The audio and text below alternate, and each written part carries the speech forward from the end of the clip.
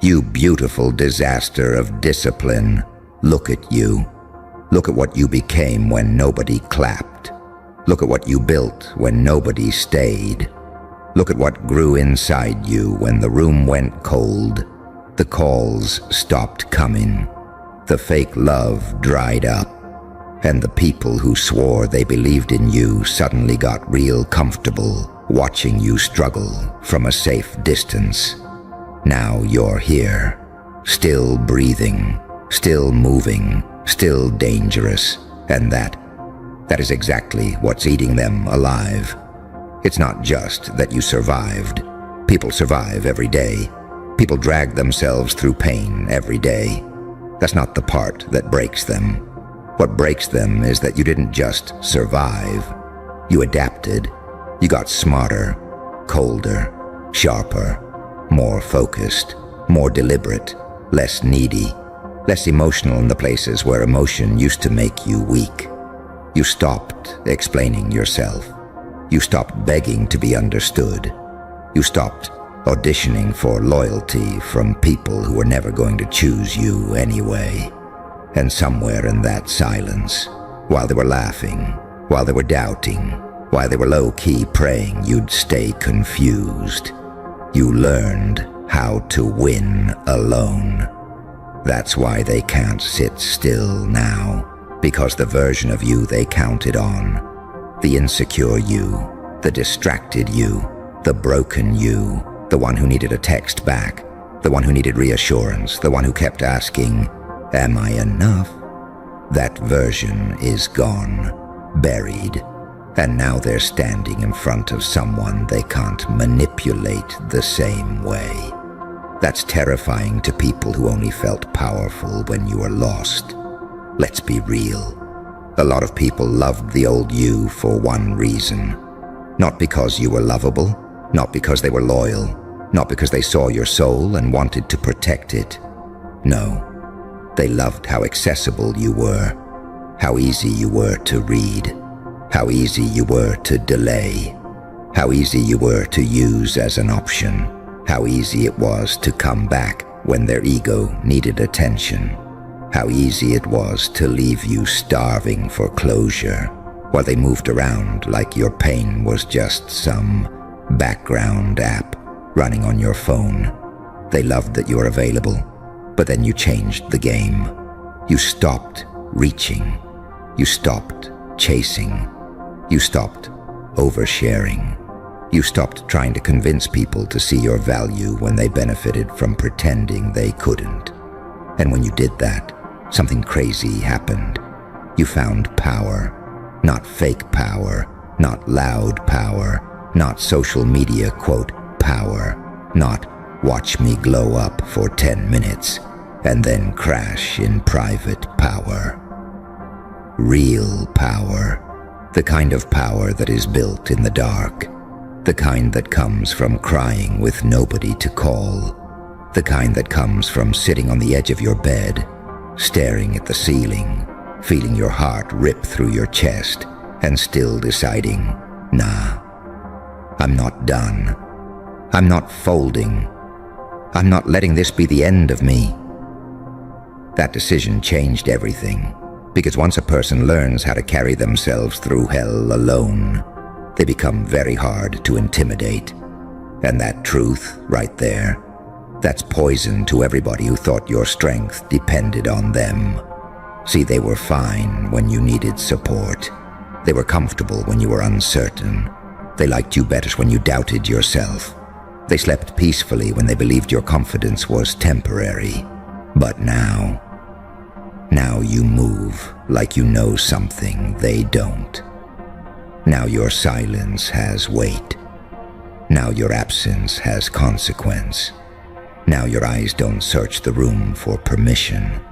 Now your energy says, I can lose everybody in here and still not lose myself. That energy ruins people who built their identity around being needed by you, because some people never wanted to walk with you. They wanted ownership. They wanted emotional access.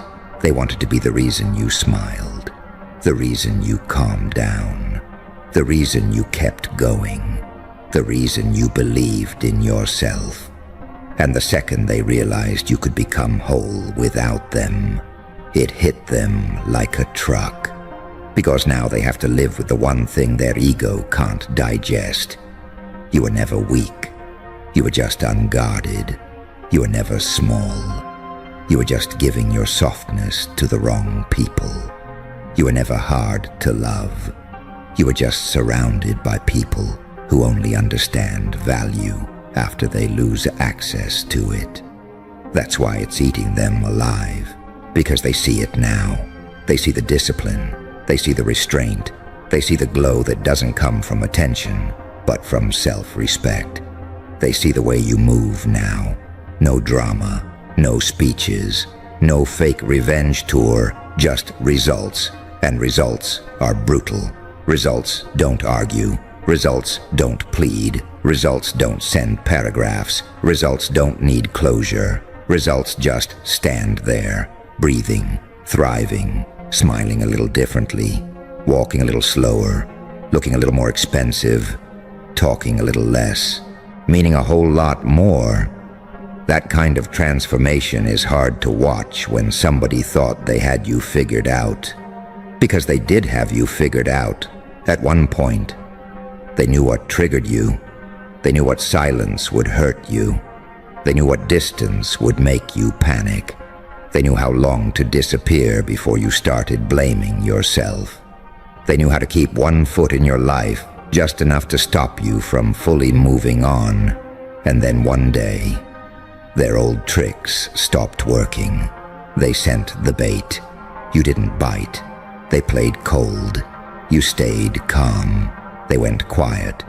You got louder in your purpose, not your mouth. They tried to confuse you. You got clear. They tried to shake your confidence. You built more. They expected your heart to stay unlocked forever. You changed the code. That moment right there. That's when the tables turned. And not everybody can handle the sound of the tables turning. Especially people who thought your loyalty meant permanent access. Especially people who confused your kindness for weakness. Especially people who thought your patience was proof they could keep playing with your future. Now they're stuck watching you become everything they secretly hoped you'd never have the courage to become. Peaceful without them. Focused without them. Powerful without them. Unreachable in the places where they used to touch your mind. Unbothered in the exact spaces where they once knew how to disturb you. And let me tell you something nobody says enough. When you win alone, it exposes everybody. Everybody. It exposes who was rooting for your healing and who was secretly invested in your chaos. It exposes who loved your spirit and who loved your dependence. It exposes who celebrated your progress and who only tolerated you when you were easier to outrun. That's why some people get weird when you level up, not because you changed for the worse, because your growth removed the mask from their intentions. Your strength became a mirror, and a lot of people hate mirrors. They hate the mirror that shows them they underestimated you. They hate the mirror that shows them how lazy they were with your heart. They hate the mirror that shows them you did alone what they said you'd never do. They hate the mirror that shows them they lost access to something rare because they treated it like it was replaceable. That's the part that burns, knowing they had a front row seat to your potential, and they still played games, knowing they had a real one in front of them, and they still moved fake, knowing they had your trust, and they treated it like spare change. Now they watch from a distance while your life starts making sense without them. Now they scroll. Now they ask around. Now they pretend not to care. Now they act casual. Now they rehearse little speeches in their head about how they always knew you had it in you. No, they didn't. If they knew, they would have handled you differently. If they knew, they would have protected what they had. If they knew, they wouldn't have gambled with your presence like you were just another option they could circle back to whenever life got lonely. No, they didn't know. And that ignorance is haunting them now, because there is nothing more painful to a careless person than realizing too late that the one they played with became the one they can't replace. Let that sink in. You became irreplaceable not by begging to be seen, but by seeing yourself. That's how the shift happened. Not when they apologized, not when they came back, not when you got validation, not when somebody else finally noticed your value. The shift happened when you got tired. Not tired like sleepy, tired like soul tired, tired like, I cannot keep bleeding for people who call it love. Tired like, I cannot keep shrinking so other people don't feel insecure around my potential. Tired like, I cannot keep handing my peace to people who treat my loyalty like some unlimited free trial. That kind of tired changes a person. That kind of tired builds monsters, quiet monsters, disciplined monsters, monsters that don't scream, monsters that don't chase, monsters that don't explain, monsters that lock in. And once you locked in, everything got different. Your mornings felt different. Your standards got different. Your habits got different. Your attention got expensive. Your circle got smaller. Your excuses started sounding embarrassing to you. Your old patterns started looking like traps instead of comfort. Your loneliness stopped feeling like punishment and started feeling like protection. That right there is grown pain. That right there is mature fire. That right there is what happens when suffering finally teaches instead of just hurting. Because pain can either make you pathetic or precise. At first, it usually makes you pathetic. Let's be honest. At first, it has you replaying everything, overthinking every text, rereading every moment, wondering what you could have done different, wondering why you weren't enough, wondering why people can promise forever with a straight face and disappear like you imagined the whole connection. That stage is ugly. That stage humbles you. It strips your ego. It embarrasses you. It makes you face how much of yourself you placed in hands that didn't know how to hold anything sacred. But if you stay with it long enough, if you sit in that fire long enough, if you stop numbing it just long enough to learn from it, pain becomes precision. Then you stop asking, why did they do that to me? And you start asking, why did I ignore what was obvious? You stop asking, why wasn't I enough? And you start asking, why was I trying so hard to be enough for people who were never enough for me? You stop asking, how do I get them back? And you start asking, what in me still believes I need people who fumbled me? That's when the power comes back. And when your power comes back after betrayal, it doesn't come back cute. It comes back dangerous. Because now your heart has wisdom. Now your instincts have scars. Now your standards have teeth. Now your boundaries are not just cute little preferences you post online. Now they are law. And people feel that. Even if you never say a word, people feel when you stop being available for nonsense. They feel when your energy no longer bends. They feel when your silence isn't pain anymore. It's choice.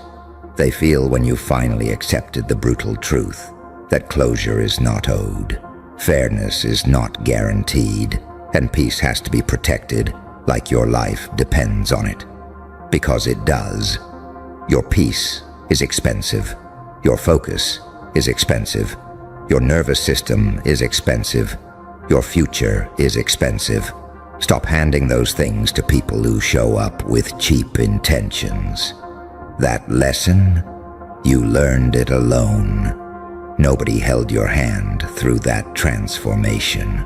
Nobody was there at 2 a.m. when your chest felt heavy. Nobody saved you from those spirals. Nobody climbed inside your mind and pulled you out of the war. You did that. You dragged yourself out of your own darkness. You rebuilt your confidence with shaking hands. You pieced your identity back together while life was still throwing punches. You smiled when it still hurt. You worked when you still felt empty. You kept going when every part of you wanted to disappear for a while. That kind of courage does something to a person. It makes you sacred, not perfect, not untouchable, not cold in a fake way. Sacred, because now you know what it costs to become this version of yourself. And when you know the cost, you stop giving discounts. That's another reason they're losing sleep. Because the old version of you was negotiable. This version isn't. The old version of you could be guilt-tripped. This version pauses, sees the manipulation, and keeps walking. The old version of you would have replied instantly, over-explained, tried to fix the vibe, tried to save the connection, tried to make everybody comfortable, even while your own soul was screaming for mercy. This version reads energy. This version notices patterns. This version knows that inconsistency is a language. This version knows that confusion is often the answer. This version knows that delayed respect is disrespect. This version knows that being chosen late is not the same as being valued right.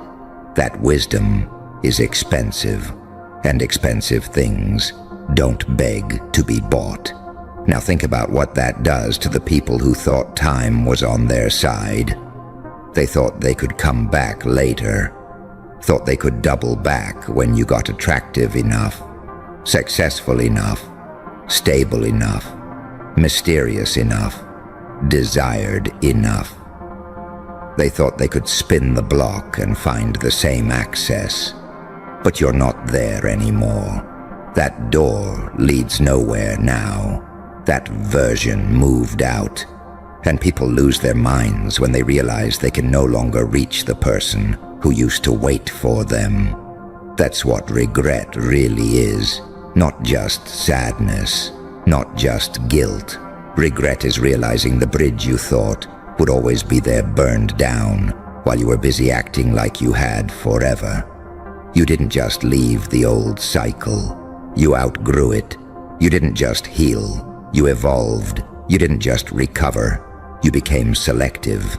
And being selective in a world full of users, pretenders, attention-hungry energy leeches, and half-hearted people, that is revolutionary. Because most people are still trying to be liked, still trying to fit in, still trying to be picked, still trying to be digestible, still trying not to intimidate weak minds with strong energy. But you hit a point where being understood became less important than being aligned. That changes your whole life. Because when alignment becomes your standard, you stop forcing. You stop chasing places where your spirit feels cramped. You stop calling dysfunction chemistry. You stop calling anxiety love. You stop calling bare minimum effort potential. You stop calling inconsistency a misunderstanding. You stop calling disrespect a bad day. And that shift makes you almost impossible to play with. That's why some people are disturbed by your peace now. It's not that they miss you, not in the pure way. They miss access, they miss influence, they miss the version of you that still believed they had good intentions. They miss the old emotional door code. They miss knowing that one random message could throw your whole nervous system into chaos. But now, nothing. You've become still. Not because you don't feel, but because you've learned that not every feeling deserves your reaction. That right there is mastery. Everybody talks about winning. Very few people understand what winning actually looks like. Winning is not always loud. Sometimes winning is saying nothing when your ego wants a speech. Sometimes winning is deleting the draft. Sometimes winning is not checking. Sometimes winning is waking up and choosing your routine over your relapse. Sometimes winning is not letting your loneliness make decisions your healed self will have to pay for later. That's grown person warfare. That's where the real battle is. Not out there, not on the timeline, not in public, inside you. In the moments where nobody would know if you folded. In the moments where nobody would see you break your own standards. In the moments where the easy move would be to go back to what's familiar, even if familiar is exactly what almost destroyed you. And every time you chose yourself in those private moments, you won. Every time you stayed disciplined when nobody was watching, you won. Every time you let the craving pass instead of turning it into self-betrayal, you won. Every time you sat with the ache and refused to sell your future for temporary comfort, you won. That's why your win hits different. Because it wasn't handed to you. It wasn't gifted to you. It wasn't sponsored by a crowd. It wasn't carried by applause. It was built through repetition, through restraint, through humiliation, through lonely nights, through quiet mornings, through ugly growth, through choosing standards over feelings again and again and again until your life finally started reflecting what your pain was trying to teach you. That kind of win has roots, and rooted people can't be easily shaken. That's what scares them, because now even if life punches you again, you know something you didn't know before. You know you can survive your own heartbreak. You know you can rebuild from scratch. You know you can lose people and still find yourself. You know you can start over without an audience. You know you can walk away from anything that costs your peace. You know you can be lonely without being desperate. You know you can be wounded without becoming weak. That knowledge is terrifying to people who hoped one loss would destroy you. But it didn't destroy you. It introduced you to you.